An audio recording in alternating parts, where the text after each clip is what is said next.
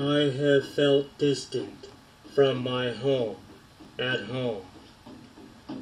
When thinking of a place on vacation, feeling that I belonged there in its cocoon. I have wanted to move to its magic, yet my ideas have been to no avail. I visited this place in the 90s with my impudent girlfriend at the time, after her father died with suddenness while watching his team in the Super Bowl, defeated midway in the fourth quarter. She and I had plans for an art museum, but I heard her mother screaming for help as I was approaching the immense house. Her fast words were incomprehensible. I saw her dad dead in his recliner. The football game was piercing with voices, with she and her mother screaming loudly, as I struggled to revitalize him. But he was gone at 64 years old, and all I could do is restore order.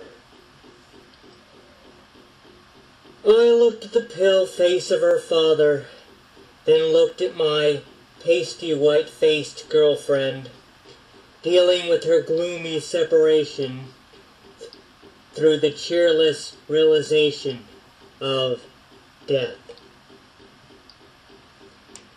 And that day something changed within my soul.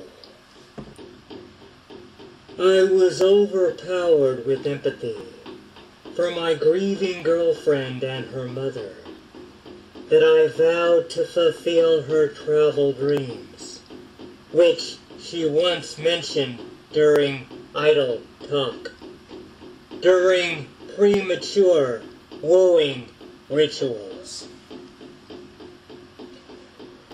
I was planning an entertaining trip that I could not genuinely afford.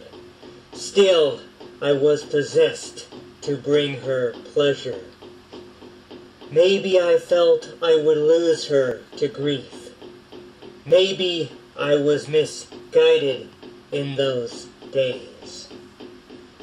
My urges were childlike innocence, bringing flowing pleasure to my essence, drawing me to infectious character, wedged between her sadness and perception, observed through the eyes of a younger man. I saw February blow into March, hoping the warming would brighten her life, as I pulled out a map to the ocean, thinking about Pacific Coast Highway, even with a junker-conditioned car.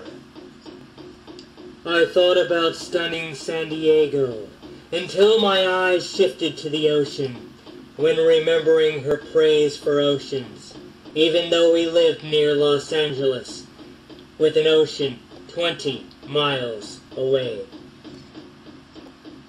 She and I arranged time off from our work to allow the ocean to weave beauty among exquisite pleasure where clouds lift, driving between a smile and giggle, then arriving hand in hand in its breeze. Life seemed to make sense by the ocean waves, although I could not explain it back then. In fact, I cannot clarify it now. But there was something about that ocean that enlightened us beyond a reason. We spent most of the day walking the beach, soaking up colorful arts of locals, while through the tall picturesque waves we pressed, crossing mud expanse with the smell of salt, hearing peace and quiet through the large crowds. Naively, I had an ultimate dream. That was to live where the waves meet the sand, feeding her on my dream innocently. But throughout the year, we drifted apart, leaving a worn and almost broken man. I have worked hard in 6-day periods, with little time for poetry and art. Still, I feel further away from my dream, for the ocean can ignite dark hours. And once I promised her to live my dream.